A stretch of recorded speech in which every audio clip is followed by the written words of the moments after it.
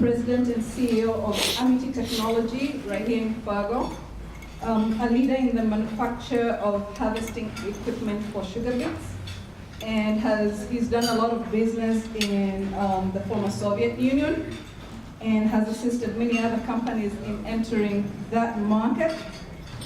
He's a third generation manufacturer in North Dakota. We're really glad to have Howard here today. We're also blessed to have Dr. Odeh Muhawesh, who's a theologian and a business leader in the Twin Cities area. He has founded several successful businesses. I guess that means you're a serial entrepreneur. With a strong record of growing revenue and developing competitive products for software and services companies. And one of his companies was listed among the 100 fastest growing privately held companies in the US. So he's both a theologian and a businessman, which is an interesting combination. I'm sure we're going to enjoy hearing from him. So we're going to start off with Odeh, and then Howard will end the conversation with us.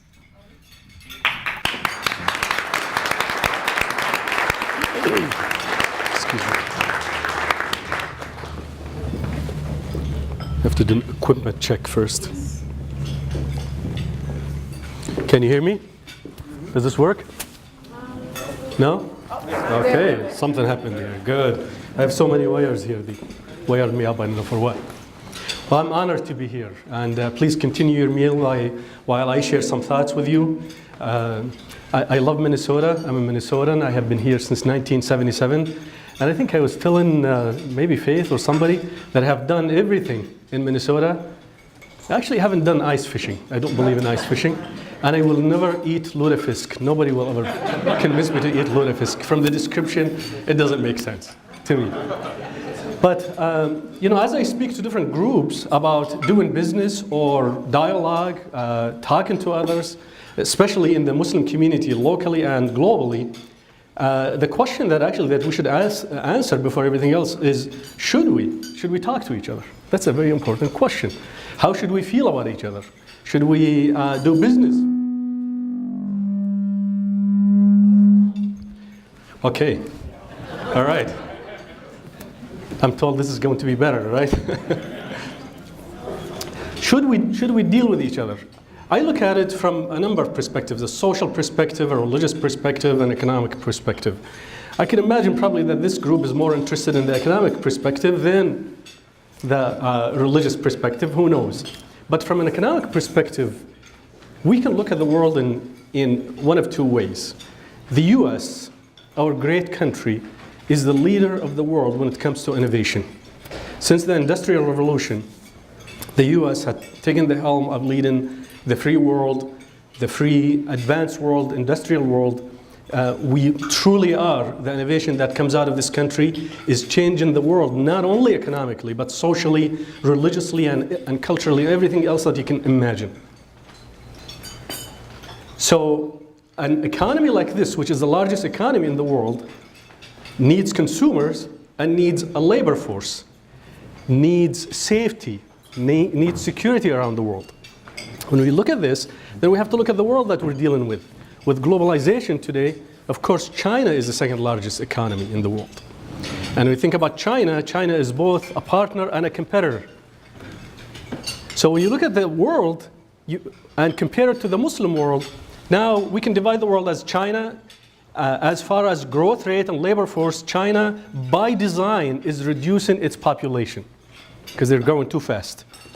China has laws in place to discourage people from having more than one child. As of recent, they have been having some discussions about reviewing their policies. You look at Europe, Europe is declining when it comes to its population. Birth rate is 1.3% or lower. I watched a documentary where they were saying that in order for France to maintain its standard of living, each French couple would have to have 4 children. And we know that's not going to happen in France, right? French economy is declining. Europe in general, when it comes to the population, is vastly declining, aging population, which brings with it many, many other problems. increased cost of healthcare, benefits. There is not a new native European, if you would, labor force that is anywhere in the horizon. So Europe relies on North African and Turkish labor force for the most part. If you look at the United States, our birth rate is 1.3%. So we are declining. By the year 2050, we better have 350 million people, an increased number of 350 million people, and a lot of young population to maintain our standard of living. So the world is really starving for a good labor force. The Muslim world, and when I talk about the Muslim world, there are 56 Muslim countries who call themselves Muslim, who belong to the Organization of Islamic Countries, OIC. This is an organization that is like the United Nations for Muslim countries. And these Muslim countries are everywhere from Asia, the vast majority in Asia, Africa, South America, and Europe. 56 countries, out of those 56 countries, 70% of the population, to be exact, according to the latest statistics, 68% of the population is under the age of 30. It's amazing. I know some of you have traveled to the Middle East. If you go downtown Amman or Cairo or anywhere in the Muslim world, you walk downtown, campuses mostly have younger people, right? You walk into any city, in any village, in any environment, you notice that the population is truly young. I teach at the University of St. Thomas in St. Paul, and I teach, obviously, young people. So as I drive to Plymouth, where I live, 24 miles, I notice actually a change in the age of the population. I see people who are a lot older than me, and I feel good about myself then, right? But this is a consistent phenomenon that you see around the world, that the Muslim population is younger population throughout. Again, 68% of Arabs. Arabs are 300 million, which is 20% of the Muslim world. 68% of Arabs were born since 1987. That is a young, growing labor force in the world. Aside from the labor force, you know, most people think of when they think of the Muslim world, they think of the Middle East. It's a false association because, you know, as we said, the Muslim world is really spread out if you identify only the Muslim world with countries. But let's talk about the Middle East. Let's talk about Egypt, Saudi Arabia, Jordan, Iraq, those areas as being the core of the Middle East, if you would.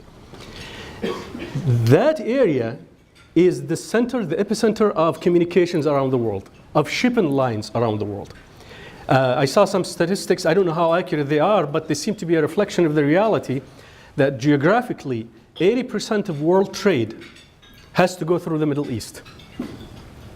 The Suez Canal itself in Egypt plays such a pivotal role in defining world politics. I teach history of the modern Middle East at the university, and when I ask my students, what is the connection between Egypt and our independence here, for instance, or for the liberation of slavery or the end of slavery in the US, and they say we can't see any connection. While in fact, when the Suez Canal was excavated, built in Egypt, the cotton in Egypt is supposed to be some of the best cotton in the world. Europeans started going to Egypt to buy cotton, stopped buying cotton from the US. Slaves became a burden to their owners, and we saw the movement then for freeing a lot of slaves. We would like to think that we did it because we were moral, right? But, you know, a number of factors can play together, and this was one of the factors that played into this. If Egypt would for some reason close the Suez Canal, then our shipments of, take one product, of wheat, and the US government uses wheat as a weapon, an aid weapon. So we help a lot of countries in the world, including Egypt, with wheat subsidies. For us, wheat is part of our diet, but it's really not a fundamental part of our diet, as it is in Egypt, for instance. Egypt, they actually call bread aish, which means life. That's how important it is. If you take bread out of the Egyptians' hands, believe me, you'll see massive revolutions there. People cannot live without bread because it's a fundamental part of their diet.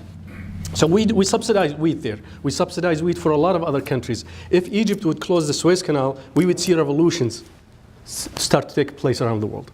So, so when it comes to maritime lines, shipping lines, airline lines, if we stop those in the Middle East, we would have to start shipping and receiving our goods through the Horn of Africa, the southern Horn of Africa, which, according to statistics, would mean a 40% increase in the cost of goods.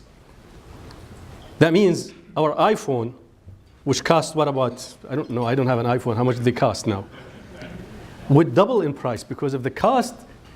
The increase in cost would go up by 40%. Apple would probably jack it up by 80%. And you can see how this would affect everything else that we have.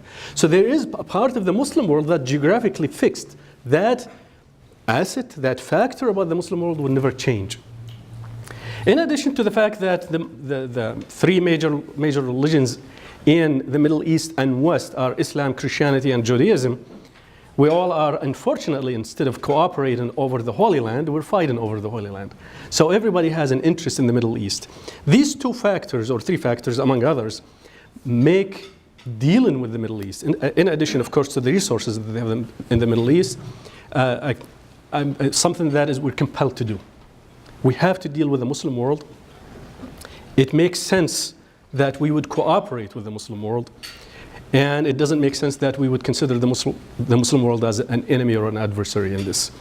The Muslim world needs American innovation, advancement, and America needs the Muslim world's labor force, shipping lines, resources, and everything else. Keeping this in perspective, then we come to the next question, which is, should we cooperate? Now we know that, we should cooperate, but can we cooperate? Is it possible to cooperate on religious grounds?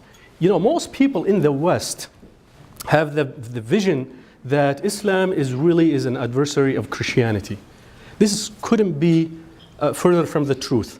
Muslims, or Islam, is the only religion that shares so many things with Christianity. Shares the belief in one God. We believe that Jesus is the Messiah, born of the Virgin Mary. We believe that he is up in heaven and that he will come back to establish the kingdom of God. Those are Muslim beliefs. I remember in 1977, October 10th, 1977, I landed in New York, went to Logan Airport in Boston. I was scared, confused, and I was approached by three gentlemen, two European-looking gentlemen and one East Indian-looking gentleman. And they approached me and they asked me this question. They said, "Excuse me, sir, can we ask you a question?" And I was terrified because Jordan back then, of course, it's a free country today, right? We have some friends of the prince here. I have to be careful. So they asked me, they said, I was terrified. When people ask you questions, that means you did something wrong. That's how Jordan was back then. And these gentlemen said, "Yeah, sure, you can ask me questions." I thought they were officials. They said, "Do you think lying is good?" I said, "No, lying is bad." "Do you think being honest is a good thing?" And they mentioned a number of traits that humans would have, good and bad, and I, of course, gave them the right answers that every human being would give. And they said, "You see, sir, every religion teaches this, but in order for you to be saved, you have to believe in Jesus." And I was really fresh out of the oven, as they say. So I said, "I do believe in Jesus." They said, no, you have to believe that he was born of the Virgin Mary." I said, "I do. My grandmother's name is Mary. My two aunts are Maryam. And they said, no, you have to believe that he's the Messiah." And I said, "Well, that's what the Quran says, that he's the Messiah." I tell you, I was really confused, and they were really confused at that conversation. And until this day, I teach at a Catholic university. I give a lot of speeches. I talk to a lot of priests, a lot of theologians. Until this day, I have the same conversation. A lot of people are saying, "What? You guys believe that Jesus is the Messiah?" And I say, "Yes, we do actually, and it's in the Quran." And by the way, you can Google the Quran and find those references. Mary is mentioned more in the Quran than she's mentioned in the Bible. And people are shocked about this. The number one name of a woman in Islam is Mary, or Maryam, a variation of Mary, in reference to Mary, the mother of Jesus. As I mentioned to you, my grandmother's name was Maryam. I have only one granddaughter, beautiful. Her name is Maryam. I have two cousins who are Maryam, and I have two aunts who are Maryam. That is very common in the Muslim world. And all of this is in reference to Mary, the mother of Jesus, the Virgin Mary. So if I'm disheartened by anything in our dialogue that we have been having for a long, long time, is that still in the West there is this amazing level of, forgive me, for ignorance about what Muslims believe. I've heard, I was invited to a debate, and by the way, I'm going to take all the time that you give me. So you have to give me 5 minutes, okay? All right? So Howard can enjoy his meal, right? I was invited to a debate for a conservative men's Catholic group. You all can guess which one it is, right? 1,000 men, no women, the most boring meeting you can ever go to. And I was told to come right at a specific time. It was like 7:18. I said, why? They said, because that's when they will finish drinking, and we know you're a Muslim, you cannot be around drinking. I said, great. So I'll get there when they're drunk, right? So I got there, and there was a debate between two Catholic professors. One was advocating that Islam is evil, and he said that actually. Islam is evil, Muslims are all evil, and the best thing and the only thing we can do with Muslims is to convert them.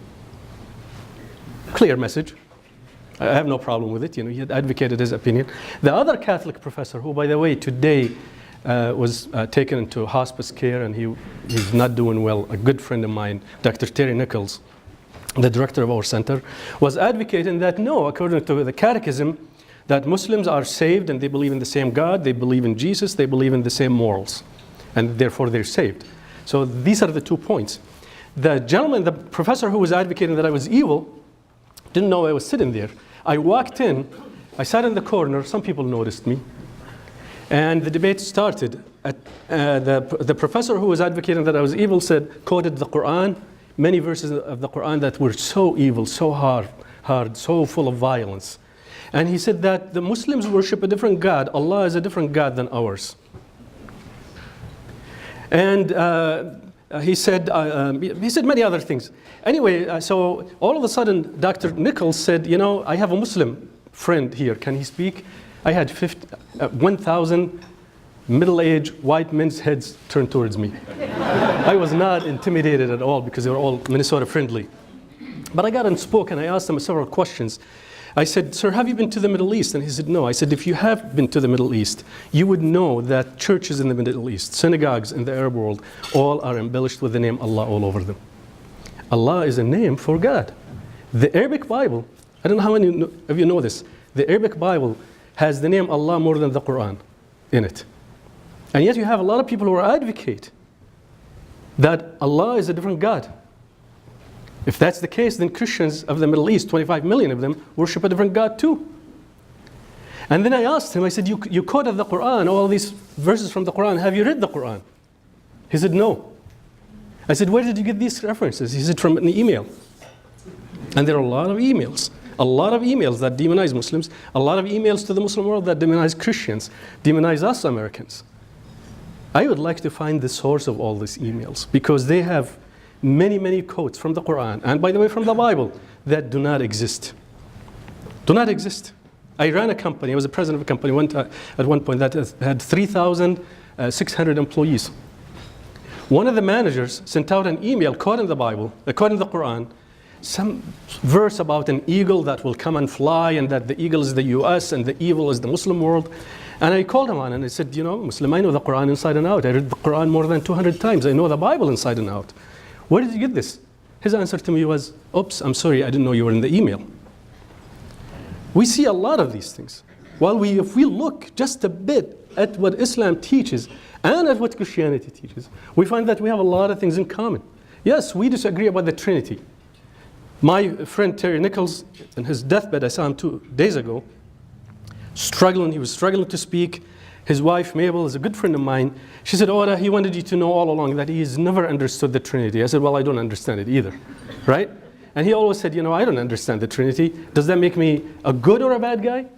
We disagree about it, so what if we disagree about it? That doesn't change the goodness in our hearts and the common things that we have. So yes, we should have dialogue. We should be aware of the Muslim world, not only on a global level, but also on a local level. I would make a recommendation. I'm a professor, so I'm going to give you a reading assignment. I would really highly recommend that you read the book, Jefferson's Quran, written by a Jewish professor, I think her name is Spielberg, from the University of Austin. A great book, talks about how deeply rooted Islam has been in building America. And you will find that Jefferson, Thomas Jefferson, my hero, my American hero, used the Quran and used Muslim law to argue his cases when he was a lawyer. John Leland, who a lot of you would know who he was, one of the great American thinkers, in my opinion, and a Baptist leader, argued for the rights of Muslims all along. Muslims have helped build this country. The thing is, Muslims don't all look like me. They're not all brown. They don't all have an accent. They don't all have beards. I don't have a beard, right? A big beard. They don't wear turbans. Muslims are from Europe. They're white Muslims. A lot of Russians are Muslims. You know, Russia is an interesting country too, by the way. You know a lot about Russia. Russia is declining in population. Do you know that? Russia is actually going backwards. The only segment of population that is growing in Russia are the Muslim population. That's the only segment that's growing. So a lot of Russian Muslims, Bosnians, a lot of, believe it or not, French Muslims. I know several friends who served in the police force in Paris, and they're here in the Twin Cities, and you cannot identify them as Muslims. But they pray as Muslims, they walk like Muslims, and they quack like Muslims. So that is one of the other things that we should be aware of. There isn't a stereotype of one Muslim. 56 countries from around the world. There are African Muslims, there are Chinese Muslims. China has 200 million Muslims. China by itself. So most Muslims are all over. We need to be aware of what at least their beliefs are, so that when we, as business people, including myself, when we deal with them, we have to know what they believe and who they are. In Minnesota, we have really widely different statistics about how many Muslims are in Minnesota. I've heard anything from 100,000 to 200,000. Still, that's a good number, right? They will be your labor force. In Moorhead alone, I think there are 7,000 Muslims, 6,000 Muslims. So they are your labor force. And what you expect from a Muslim in general, I hate to stereotype, because as I told a Catholic parish recently, I said all Catholics are good people and all Muslims are bad people. They said, no, that's not true. I said, then all Muslims are good people and all Catholics are bad people. They said, no, that's not true. Because Muslims are people just like everybody else. They're good Muslims, they're bad Muslims, they're human beings, they're cheaters, they're hardworking people, they actually fit in all the spectrum of life that you can imagine. But generally speaking, Muslims are driven by their moral compass. What we Muslims do every day is pray. And you know this about Muslims. We pray 5 times a day, right? It's actually 5 prayers a day. Pausing during the day and praying reminds us about the important things in life. I gave a speech recently to a small church, Lutheran church by Owatonna, out in the boonies. And one of the people there identified himself as a manager at Virocon, the glass company, great employer in Minnesota. And he said, you know, my Muslim employees, he said, now most of my employees are Muslim Somalis. He said, my Muslim employees asked me to have a prayer hall for them. I said, and he said, I gave one. And I said, thank you for doing that. And he said, I had an objection from other employees that, hey, we want a church. I said, don't give them another church. Give them the same room. Tell them they can go and pray there together. If it doesn't coincide, if they don't overlap, and we know that Muslims and Christians pray on different times, right? But they can pray together. How beautiful would that be? But they can use the same place to pray. I said that would be an absolutely fantastic thing to do. Give them the keys to the same place and say, this place, anybody who wants to pray, just like at airports, go and pray in this room. He said, that's a great idea. He said that he noticed that when his employees take a break and go and pray for 15 minutes, when they come back, they're reinvigorated, re-energized. And he said that his Muslim employees were the hardest working employees. He didn't know what the reason was, but I'll tell you why. You'll laugh, but it probably has some truth to it. Muslims don't drink, so they never come to work with a hangover. But Muslims are driven. Okay, so I have 5 minutes here. So Muslims, generally speaking, Muslims are driven to do a good job when they work. Because working for us as Muslims, and including myself, this has really defined my business career. Is that when I work, I'm not working to enrich myself. I'm working, number one, primary reason for my work is not to become a burden in society, to take care of my family, to take care of my neighbors, to take care of the needy. I am encouraged to share whatever wealth and whatever success that I have. If I don't, and I become rich, then I'm looked really down on. I'm actually judged negatively in my faith. You know, you all hear the word jihad. Please don't run out of the room, right? Listen to this saying from Prophet Muhammad. He says, jihad, which means struggle, strife, by the way. It doesn't mean taking a gun and shooting somebody, right? Jihad literally means to strive. And Prophet Muhammad said that jihad is 7 parts. 7 parts, 6 of which is pursuing a lawful living, earning. When you work, when you learn, when you go to Concordia College, you'll like this, Mr. President. When you go to Concordia College to earn a good degree, to get a good job, that is actually jihad. That is strife that pleases God. That's what Islam teaches. When you leave in the morning and drive to work, that is actually strife in the name of God so that you become a better human being. That's what it means, what jihad means. And Dr. Ahmed would tell you the same thing. One of the Muslim teachings is that if in the pursuit of bettering yourself, even earning a lawful living for your family, you're killed in a car accident or an accident, work accident or anything like that, you're actually a martyr. So it is one of the best things that you can do. That drives, that defines, generally speaking, who Muslims are. Now, if I get an email from you saying, hey, I have a Muslim employee who is a Slav, I'll say fire them. They're not, or send them to me, I'll teach him, or send them to Dr. Ahmed, he'll teach him what it means to be a good Muslim. So we have a lot of reasons to cooperate, and I want to finish by this. The first Imam and the fourth Caliph has a beautiful saying in a big letter, a long letter that he sends to his governor in Egypt. Talks about all the different segments of society.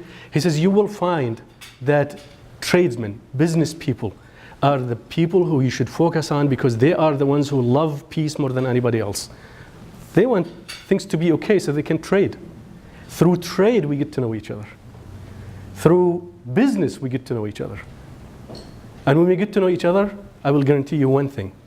Whether it's Muslims, whether it's Buddhists, whether it is any kind of segmentation you do in humanity, when we get to know each other, you will find that Mr. Johnson and Mr. Abdullah and Mr. Tu are all exactly the same. They love their families, they love their faith, they love their kids, they love their country, and everybody wants to do the same thing. Thank you very much. I look forward to your questions.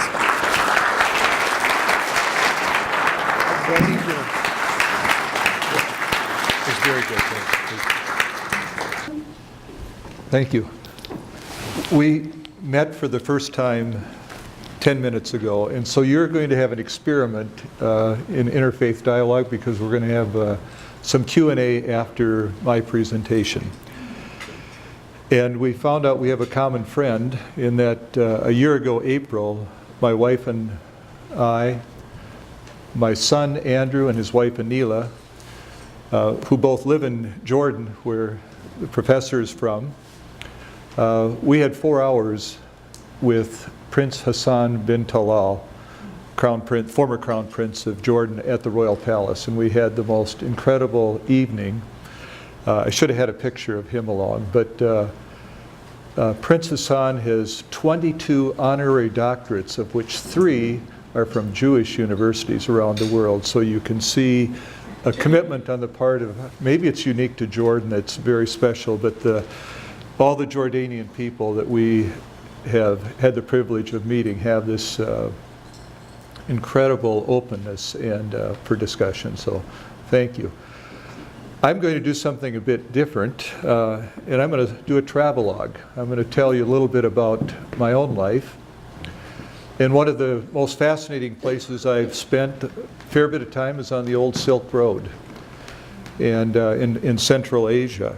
And this happens to be, and I don't know where to stand so you can see, so I get out of the way so that you can see the screen. But this is a Khan Palace in northwest Azerbaijan, and I could have had a picture of the Khan Palace in Crimea, where the Crimean Tatars were, because we have been there as well as many, many others. But if you want to read a fascinating book about the whole world of Central Asia, one of the best books is The Great Game by Robert Hoskins. It's about the British spies and the Russian spies trying to get control of all of Central Asia into India. It's just one of the most fascinating stories of all time. And so when I go to places like this, I just think of the intrigue that's taken place over many times. So in May of 2009, I flew into Baku, Azerbaijan, where we had done a development project the year before, very first sugar beet factory built in Baku, and we provided a bunch of the equipment for the. Then we drove up in northwest Azerbaijan to meet some key business leaders who wanted to do a project in Dagestan. So we chartered, it was a brand new, beautiful jet that we flew to Makhachkala. And Makhachkala is the capital of Dagestan. And I spoke to the agricultural university, all the leaders of the university, including the agriculture minister of Dagestan, and it was broadcast on local TV. And Dagestan is part of Russia. So when we talk about the Muslim population in Russia, Dagestan, Chechnya are in the news a great deal. The two Boston marathon bombers' parents live in Makhachkala. And after having this time with the professors and speaking on TV, I was driven up high into the Caucasus Mountains to meet a very interesting individual. That's the outfit I wore when I was in Dagestan, and I actually have it at my office still. But Imam Said Atsayev, I was driven high into the mountains to spend 2 hours with him, because the businessman I was dealing with, Isak, who's a very prominent businessman in Dagestan, and this past year we had half responsibility for an $80 million development project in Dagestan. So our responsibility was $40 million of it, which involved a lot of stuff. And it's been an unbelievable challenge that lingers on to today. So when you look at jihad or strife, this whole project was a lot of strife. It was a project approved by Vladimir Putin, a part of a $500 million development project, as he is trying to bring stability to Chechnya and Dagestan. And I can't tell you where the project's going to be 5 years from now, but we're deeply involved. And in 2 weeks, I head back and we'll meet Isak as we try to talk about next steps for the project. One of the intriguing things, speaking at the university, and all the discussions with the business people, the language was so free. God has brought you to us. We are so grateful to God that you are here. If God wills, we will do this. So the ordinary language of business was, if God wills, and it was refreshing, because in our sanitized American world, you'd be considered sort of strange if you were even to mention that God has some involvement in your life. And so I found it very refreshing to be told by many, many people, we believe God has brought you here to help us. And so the freedom of thought was quite remarkable. So I'm taken to the prayer room of Said Atsayev. He's been prepped by Isak that I'm a Christian. And so the very first thing the Imam says to me, the very first thing, I believe that at the end of the age, Jesus Christ will be returning, not Muhammad. Next thing he says to me is, I believe Jesus Christ was born of a virgin, and I believe Jesus was the only sinless person ever, the only person who never sinned. And he said Muhammad sinned. Jesus was sinless. And he went on to a number of other things. We had an incredible 2-hour conversation. We had differences as we talked about certain things, but it was just one of the most refreshing conversations I've had. And he taught me in spades what the subject of our discussion is today, how to have interfaith dialogue, how to talk about differences. We had a remarkable 2 hours together. Poignantly, the last thing he said to me was, I believe deeply in freedom of conscience. Every single person should be able to worship God as they see fit. I am a strong opponent of Al-Qaeda and what they say about this matter, because they don't believe in this freedom of conscience, that people should have a choice. As a result, Al-Qaeda hates me. This is the prayer room that we were in. 14 months later, a woman walked into that same prayer room pretending to be a pilgrim to meet with the imam.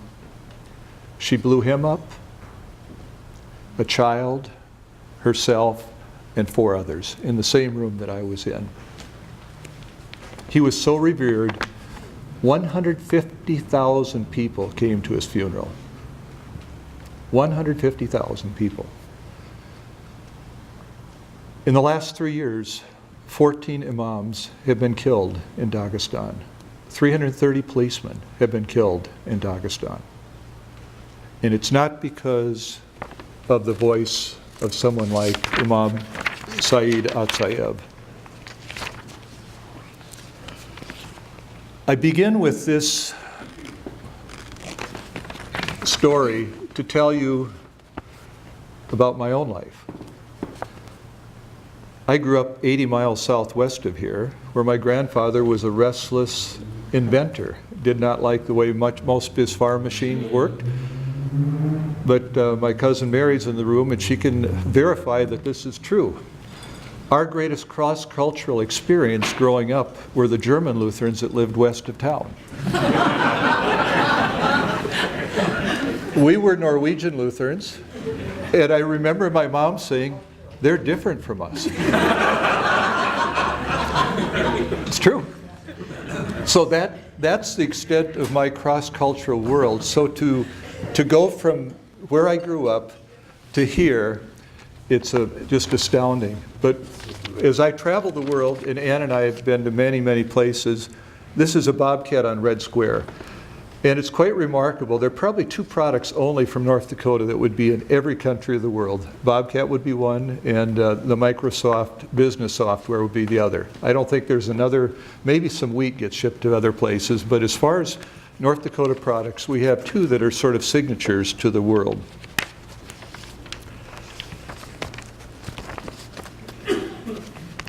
I've learned, being in the business of agriculture, that we in agriculture speak the same language everywhere. Agronomy is agronomy, and we have had the privilege of being involved in some very interesting development projects in many places. 2 weeks from yesterday, I fly for my 72nd trip to the former Soviet Union, and we'll be going out to Siberia, where I have not been for 10 years, but where I made many, many trips initially. We helped start a factory in Kemerovo, a city of about 600,000 people in the heart of Siberia, the coal mining region of Siberia. I've been to the prison where Dostoevsky was sent, and it's sort of the heart of the Gulag if you go to the Kemerovo, Krasnoyarsk region. Over dinner, in those early meetings, and in fact sitting in the very first meetings I attended, the Communist Party secretary sat in all the meetings of the business leaders, making sure everybody behaved properly. And so when you talk about growing cross-culturally, learning to deal in a whole different culture was just an amazing experience. And over dinner, one of the leaders of this company that we dealt with was a hardcore Marxist, and he wanted to engage me in battle over dinner as to whether God existed or not. And used the typical line of Yuri Gagarin, the early cosmonaut who went up to space, and he said, "I didn't see God, so there must not be any God when I went up into space." So that was about the extent of his argument. And these are the individuals that we dealt with in those meetings, and one of the dearest ones of all has passed on, but I will be with these people, and it's been quite remarkable how long it took for me to build trust with them.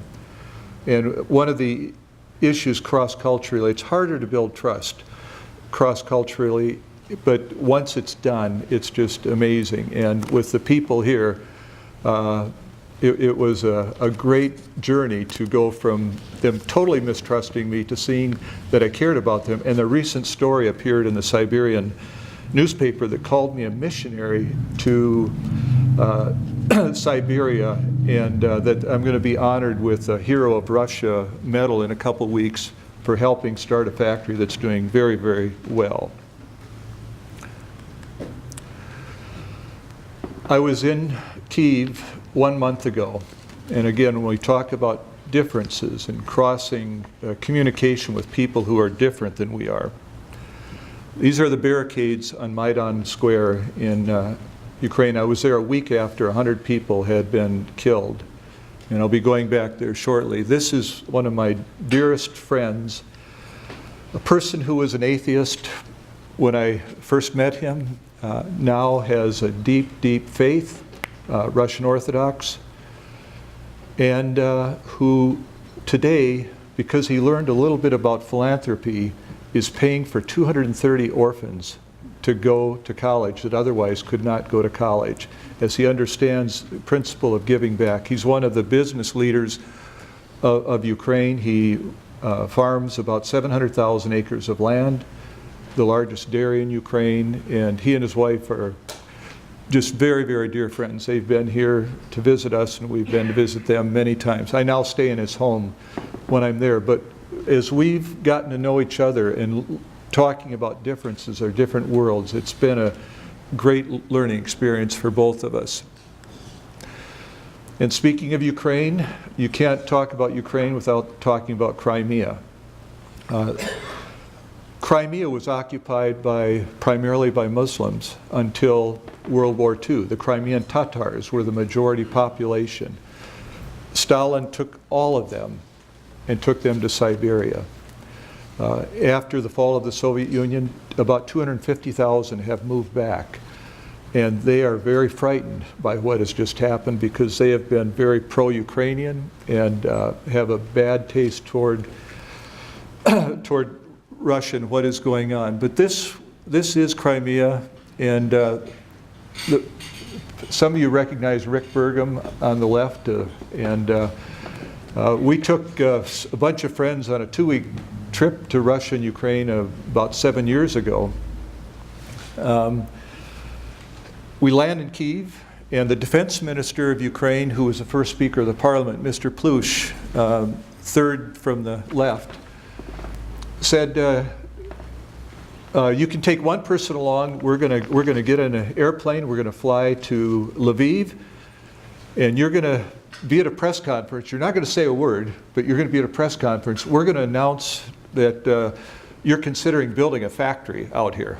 It's important for us politically to make the governor of Lviv feel that we're working. So go out there, and after that, we fly to Yalta. And this is Mrs. Lenin's dacha, that after she died, it was given to Beria, the head of the KGB. And I go to bed at night, and I say, who's been killed in this bed? You know, what has happened in this bed? What is the intrigue that's happened in this bed? And it was just, I hardly slept just thinking about all the interesting people that must have slept in this bedroom. So, wait a second before we get that up. One of the things that I've learned, and especially after my early trips to Siberia, that we have a difficult time communicating with each other when we speak the same language and even have different cultural backgrounds. A lot of times we just talk through each other. And words are important even in our own language. And Ann's dad, she's in Chattanooga today, so for her class reunion, her dad worked 43 years for a life insurance company, and these are actual claims. So you talk about just in English. I pulled away from the side of the road, glanced at my mother-in-law, and headed over the embankment. Actual claim. Or, the guy was all over the road. I had to swerve a number of times before I hit him. Or, I was sure the old fellow would never make it to the other side of the road when I struck him. Or, I'd been driving for about 40 years when I fell asleep at the wheel and had an accident. This is all English. When you talk about trying to communicate with each other when we speak the same language, and you see the challenge that we have. But it gets even worse when you talk about crossing the translation. And I learned after my first 4 visits to Siberia that the translator they had for me was a terrible translator. And I couldn't understand how difficult things were. And I learned the 4th time I was there that it was a big problem. We're trying to negotiate something with people who don't even know what a balance sheet is or an income statement. I mean, the Soviet Union had none of this. And you're trying to work out some arrangements. And this one guy, this devout Marxist, was just trying to control everything. And it wasn't a negotiation, he was just telling. And I said to him, I don't like to be dictated to. And the translator said, he is calling you a dictator. And so, and he just blew up. And I learned afterwards some of the translation difficulties. And there are big problems. These are real lives. In a Paris hotel elevator, please leave your values at the front desk. Or on a door, this is the Moscow hotel room. If this is your first visit to the USSR, you're welcome to it. A Rome doctor's office, specialist in women and other diseases. Or sign for a laundry in an Italian hotel. Ladies, leave your clothes here and go out and have a good time. These are real translations. I've got about 30 of these of real life translations where people take a language and they try to cross, and it just doesn't work very well. Getting a bit more serious and right on spot of our discussion, my son Andrew, who and his wife, and he is fluent in Arabic. They're working in Syrian refugee camps in Jordan. And Andrew spent a month at the Muslim Christian Study Center at St. Stephen's College, Oxford University. And this is my wife. Where is Anne? Anyway, we are sitting, no, she took the picture. That's our friend, the Ivanchuks from Ukraine. Victor and Irina are there. But this is a Muslim Christian Study Center at Oxford University. Half the faculty are Muslim, half Christian. And they have courses that students at Oxford University are able to teach. This gentleman right here is a Muslim who just did a PhD at Oxford University. His dissertation was a commentary on the book of Galatians, studying the nature of law. And the dialogue we had was just phenomenal. And it is a tremendous example, I think, of the types of discussions we need to have. I'd say the principle that they adhere to is we want to make sure that Christianity is taught by the very best Christian teachers and not by someone who wants to distort the message, and likewise Islam. We want Islam presented by the very best Islamic sources without distorting what is the real position.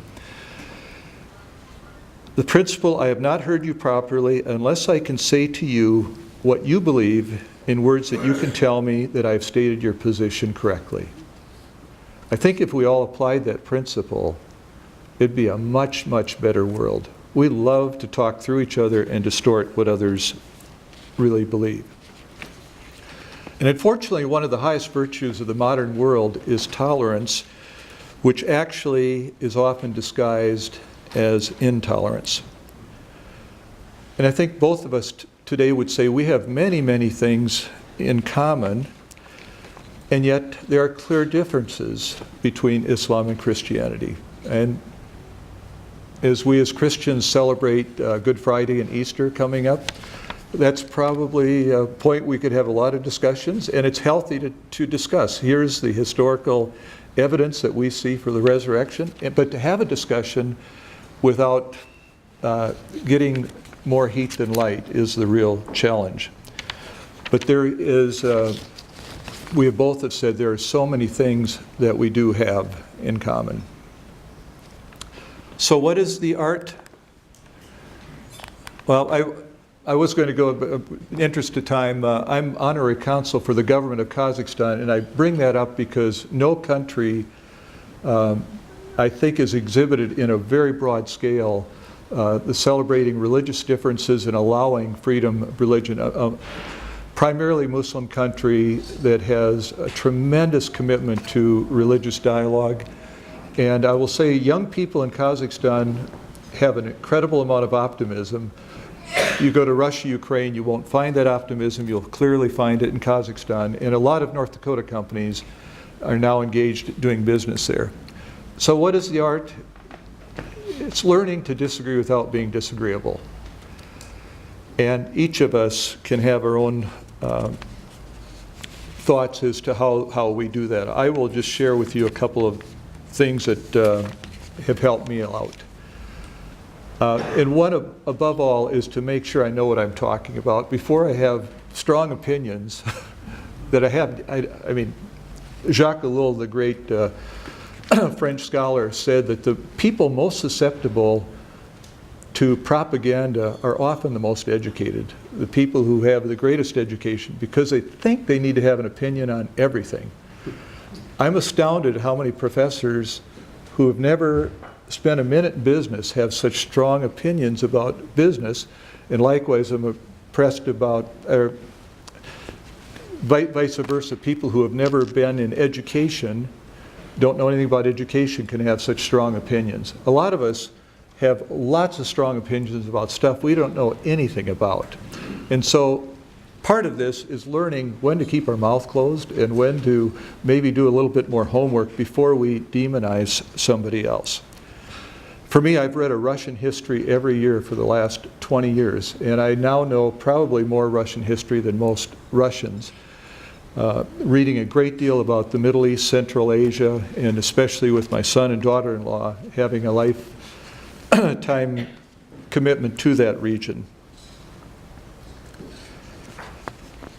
Better yet than all of this is have really close friendships with people who are different. Your friendship with a priest, it's a wonderful example to build friendships, and there's no better way to understand one another. And it doesn't mean that you have to agree on everything. It doesn't mean that you can't hold your deepest views strongly, and it doesn't mean that you can't try to persuade your friend of your deepest views. I think if we've only met now, but I think if we spent a lot of time together, we'd spend time trying to persuade each other. We have these things in common, but these are the differences, and here's the reason I believe my differences are right, and vice versa. That's a healthy way of looking at it. I love this cartoon, and you can't read it in the back of the room, but it says, "Quick, remind me, are they handshakers, huggers, single kissers, or kissers on both cheeks?"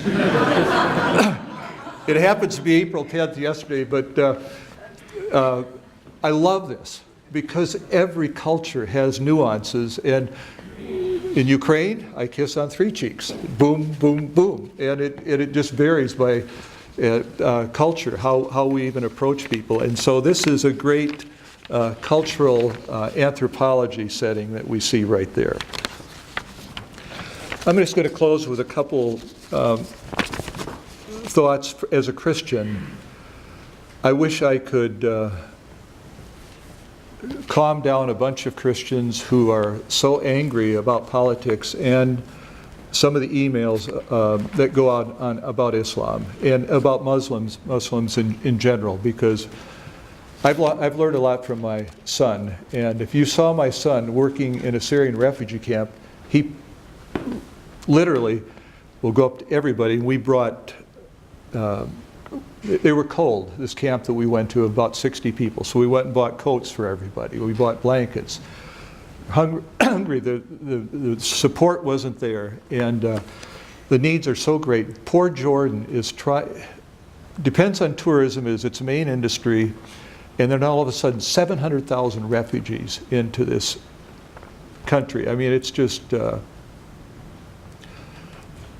it's a country that has so much hope for so many reasons. It's an enlightened, beautiful country that promises so much for the whole world, and we just need to, if you have any influence, encourage people in America to do all we can to support the refugee population there. But we as Christians, I believe,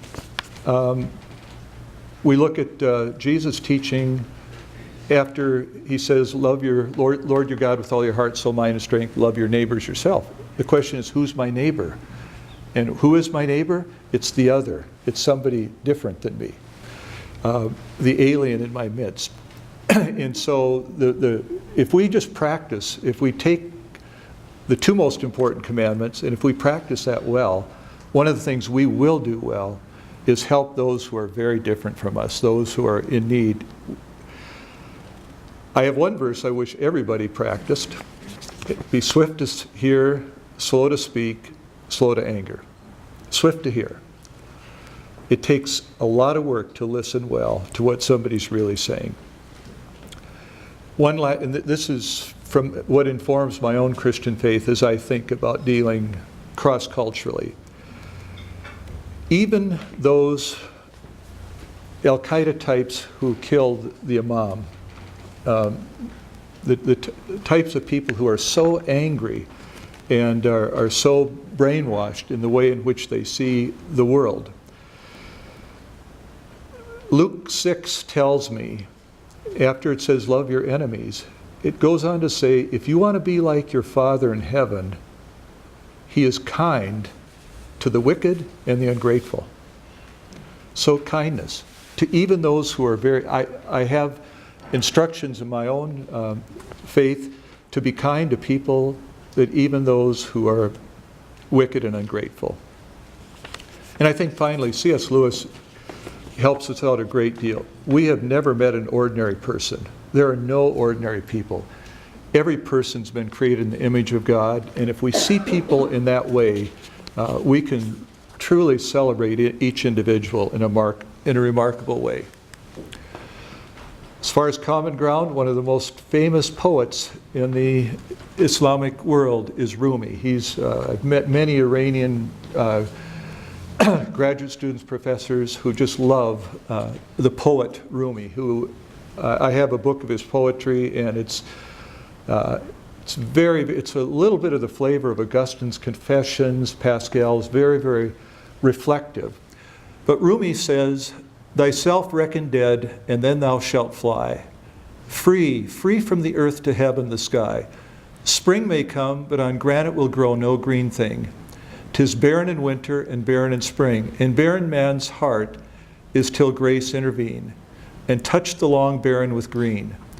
When the fresh breath of Jesus will touch the heart's core, it will live, it will breathe, it will blossom once more. That's a Muslim poet, Rumi. So if we have this stereotype that we are really different in everything, we have missed out. And I can't help but I decided to bring one more thing along about cross-cultural, and this is an encouragement to me because the Russian Orthodox Church looked at all Protestants and all Catholics as enemies. The previous patriarch, Kirill would not even meet with John Paul II. There's been a big change within the church, and I spent time at a monastery in Kursk, in the Rilsk Monastery. I had a 4-hour conversation with the head of the monastery, and at the end, just about what we have in common versus what we have as difference. And at the end, he gave me this star, and this star was on the cupola, the dome of the monastery.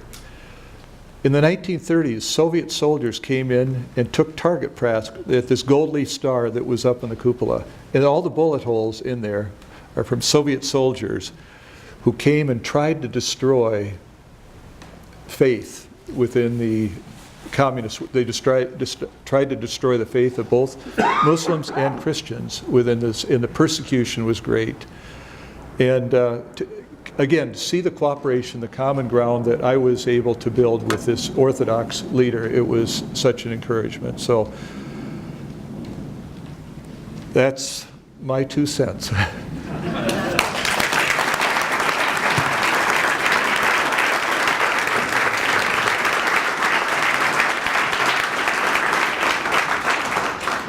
What questions do we have for our 2 speakers?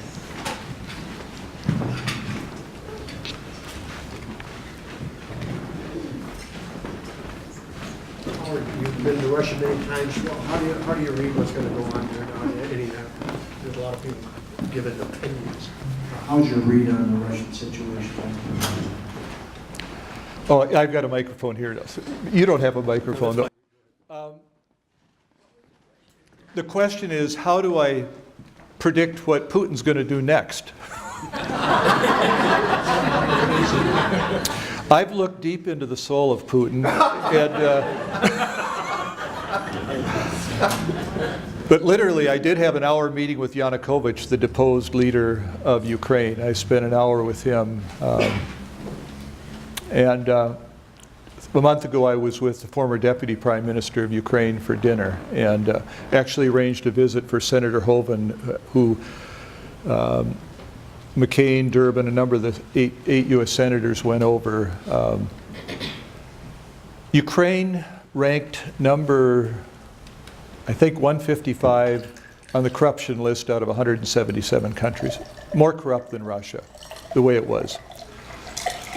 And Yanukovych, the leader of Ukraine, was as corrupt as anybody in the world. The hope that the Ukrainian people have is that they can form a government without corruption. They long for it deeply.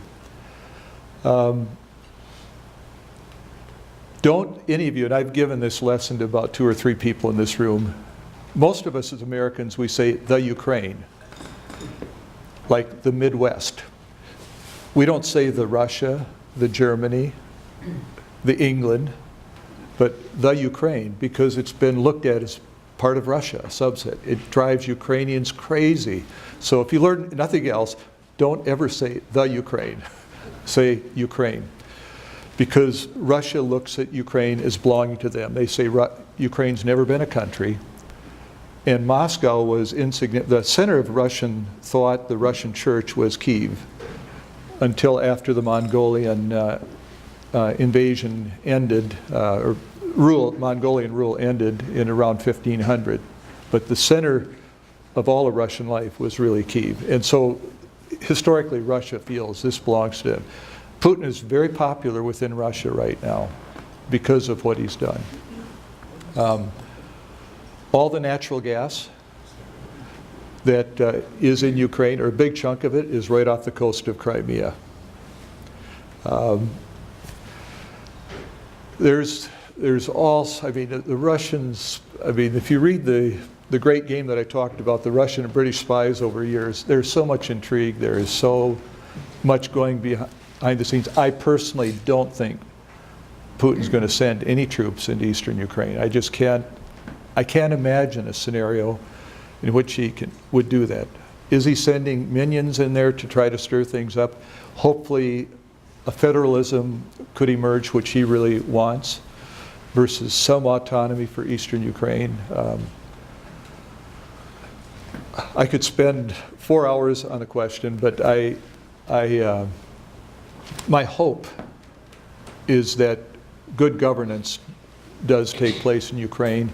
And if Ukraine does bring transparency, it'll put enormous pressure on Russia to also bring in transparency, which most Russian businesses long for, most young people in St. Petersburg and Moscow long for. Putin did not carry the vote in Moscow or St. Petersburg.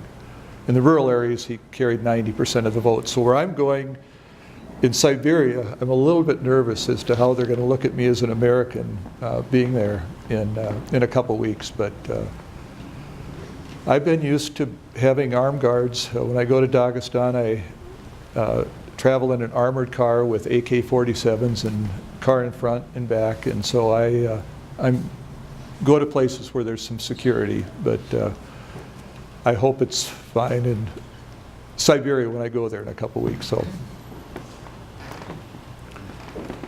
We have one more question, perhaps? I have one, please. No. So they mentioned Jesus in that citation. What is the real Muslim take on Christianity? We'll let him answer, but it's all over the place. That's the danger of reading some things on the internet, as he said. The official position, I think, is what you heard him say and what Imad Sayyid Atsayeb. Incredible respect. And indeed, there are Bible studies in the Pakistani parliament. For sure, Pakistan, I don't know about others, where Muslims and Christians are studying the teachings of Jesus together. As Sayyid Atsayeb, he said, I love to study the teachings of Jesus because they are very important. But the question, you should really answer this. Well, I like how you started your question, what do they think about Christianity? And I think I want to take the liberty of re-asking the question. What do Muslims think about Christians? Because when it comes to Christianity itself, for us Muslims, it is part of our faith. Believing in Jesus as the Messiah, believing in the Immaculate Birth, believing in Mary, believing in the second coming of Jesus, all that's part of our faith.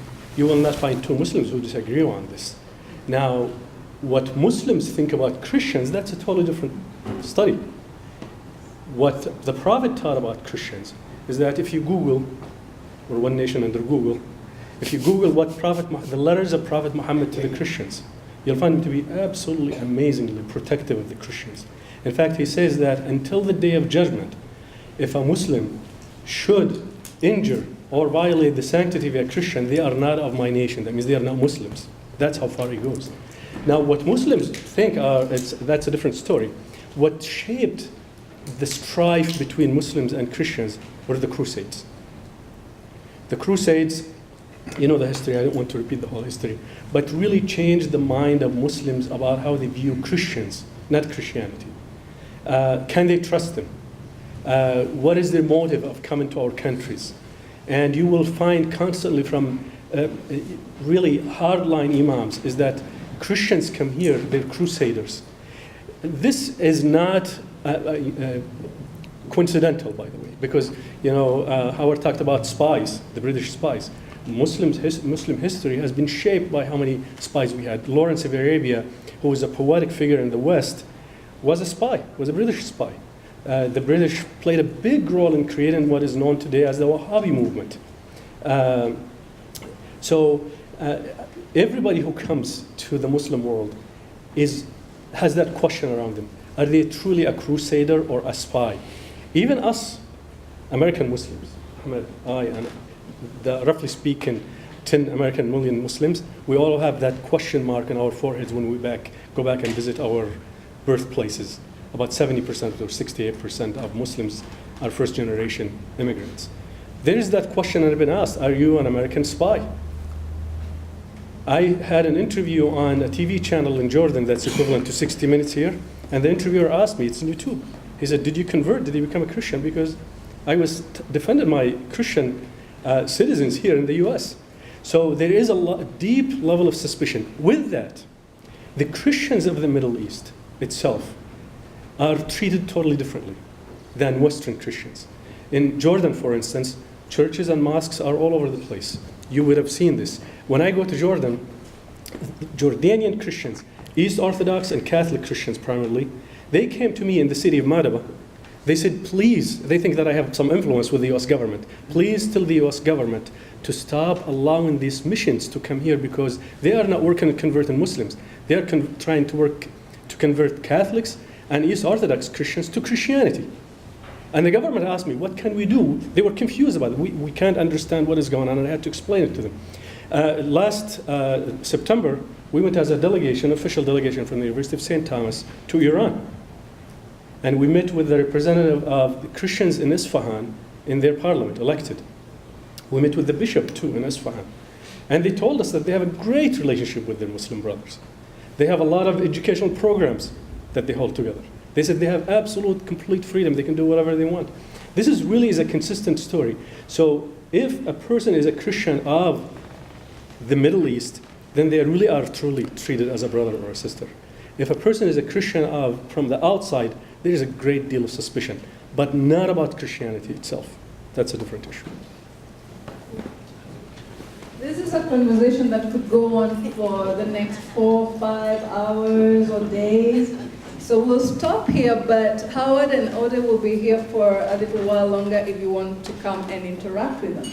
Otherwise, we thank you so much for coming today and for your support throughout the series. We shall see you again after the summer break. Thank you. Thank you. Thank you. Thank you.